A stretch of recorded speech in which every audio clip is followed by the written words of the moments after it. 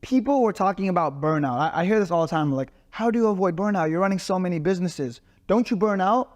And I tell them burnout is for people that are doing something they don't love, something they're passionate about. Right. Because like I said, this past month, I feel like you don't run out of gas. You've been traveling back and forth. I went from Miami to LA to Vegas, back to LA, and I did a bunch of stuff. Every single day I was doing something. Yeah. There was never like a break in between. This is about a 2 week, 3 weeks straight, right? But I never burned out because I always felt like I was doing something I loved, something I was passionate about, something that was awesome. Like, given I'm still working, but I'm working from a 5-star hotel or $1 billion hotel in Vegas. I'm working from a $7 million house in Malibu. It gives you, it makes your life fun. So yes, you're working. Yes, you're being productive. Yes, you're doing something constructive, but at the same time, you're enjoying it. I think if you could combine the two where you're doing something constructive that you enjoy and you can do it while making money and making an impact, bruh. Yeah, that's why they say a fucking beast. That's why they say when you're doing something that you love, you never feel as if you're working.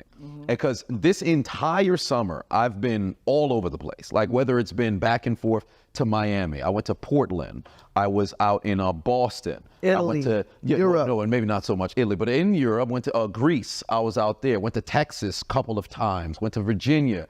And it seemed like every week I was going somewhere. He's been flexing on me and David too. David, he's been flexing us in the group chat. We're like, yo, we filming the podcast. Man, I can't. I'm here in Paris right now. Yeah, I was. In Paris. Yo, who? Right, it's terrible. I can't upload a podcast. The internet in Paris. Hey, yo, who was in Paris? Yeah, I was. But who was in Paris? Who in Paris? No, I just got recognized in Paris. No, but who was in Paris? Oh well, no, I can't go there. I can't go there. Let's just say you're the only one that can go there. Negroes were in Paris. You can't go there because I have me and the N-word don't get along. But one way or another, I was all over the place, and why I never burnt out was because, again, you're living in your purpose. You love what it is that you do. Because, for example, like if you're in a situation where you're doing stuff and it's only about money, at one point you're gonna hit a plateau. Yeah. And once you reach that plateau, it's like, all right, I'm bored now. So then you're going to start to outsource. You're going to end up being at a point where you'll somewhat detach from what it is that you're At some point, the money doesn't cost. At some point, the money isn't worth your happiness. Right. And you'll notice that a lot with people that like have professions that they did for the money. They start making money and they're like, okay, now that I make 300 grand a year, I don't really care for this anymore. And that's when the unhappiness starts to creep back in. Right. Because they think money's gonna be happiness for them. It's gonna fix their life. Then they realize, oh, the money isn't all that. Yeah. I thought it was gonna be the fix, but it's not. Because happiness is an inside job. Happiness is a lot deeper than that. Happiness comes from within, and you only really get there if you put in the work. Right. All facets of your life. Right. It's like when because in the past we talked about like the importance of money, because money is not the only thing. Money is necessary, right? You won't be in a situation where you're going to live a very fulfilling life. Everything is perfect. You don't have money. Never fall for that. It's usually the broke people. So that's the thing. I do think it exists. I think there's homeless people that are happy and they're like, "Ooh, I love the streets." Yeah, but those are anomalies. Yeah, those are in complete outliers. If you look at the statistics, if you look at just the facts, right? We're going to talk concrete numbers here. The odds of depression are 2 to 3 times higher for people living in poverty. Yep, 100%. People that make under $70,000 a year, and this study was done years ago, are far unhappier than people that make over $70,000 a year. Yeah. So money, to an extent, does matter. And on top of that, just to add and piggyback off of it, is a lot of those individuals who are making under the 70, vast majority of the time they're trying to keep up with the Joneses of those who are making over 100. So if you just made an adjustment, you wouldn't find yourself in a situation where you're completely depressed or whatever the case may be. Just to add to that, but you can. But yeah, 100%. Life starts at $10,000, $20,000, $30,000 a month. You can start making $10,000, $20,000, $30,000 a month.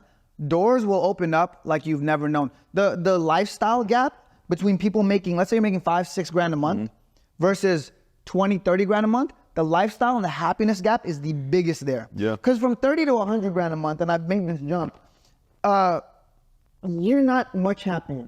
I'm not much happier when I was making 30 grand a month to now I'm making over 100 grand every single month. I'm not that much happier. Like, there are some things that are nice, but it doesn't just change my life drastically. But that $6,000 to $30,000 a month gap, fucking life changes. Yeah. Now you get to experience the finer things, right? There's a $250,000 club a year where if you make it out of that club, you get to experience what nice restaurants are like, what nice experiences are like, what traveling to nice places are like, what nice hotels are like. There's an exclusive club for those really rich people. And what's interesting about it, because even if you're on the lower end, you can always experience it and take a taste. You just won't have it on the level of consistency Exactly. that the other individuals do. Because a lot of times people feel as if they don't have it consistently, that's usually where that depression usually kicks in. Yeah. Because you'll be in a situation where you go to this 5-star hotel, you'll go to this resort, you'll eat at that restaurant, you'll drive that car, you'll take this flight, but you'll only be able to do that maybe once or twice a year. So because that's the case, and then immediately you try to keep up with the Joneses, you see this person on a private jet every other week. Yeah. You see this person constantly having fine dining. You see this person wearing the, incredibly expensive jewels, or maybe it's the clothes, or maybe it's the shoes. Now you're trying to live a lifestyle that you aren't at. Right? So there's ways to find the happiness despite the fact that you could be at that $6,000 a month or maybe even lower, but you have to find, I don't want to say balance, because I think now it's gotten to the point where it's very nuanced. But if you're in a position where you look at it like, all right, you're making this amount, you have to have that plan, as we always talk about. You have to have that plan to where you make it work. Just don't try to keep up with the Joneses. I think it's falling in love with the grind more. Right. Because when you fall in love with the grind, everything else comes secondary, and then you gain everything else. And when I say the grind, I mean building, because there's a difference between building and just grinding, right? A lot of people grind too much, they don't build enough. Yeah. So grinding is when you're just working 24/7 and you're not building. Grinding is at a job. You go to a job, you're grinding. That's a grind. You're making money. Yeah. Great. Building is when you're building something for your future. So your YouTube channel, it's a grind, but you are also building, because you grind, but then you get more subscribers, you get more viewership, you build more fans. So you're building an audience, which eventually leverages your grind. So in the beginning, you were grinding for free. Then you're grinding for $5,000 a month. Then you're grinding for 10 grand a month. Then you grind for 50 grand a month, right? Eventually, like Mr. Beast, he's still grinding. Yeah, Dude is still making grinding. crazy videos, but now his grinds are like $10 million, $20 million, $30 million grinds. So at some point, that grind, if you're building correctly, it becomes a leveraged grind.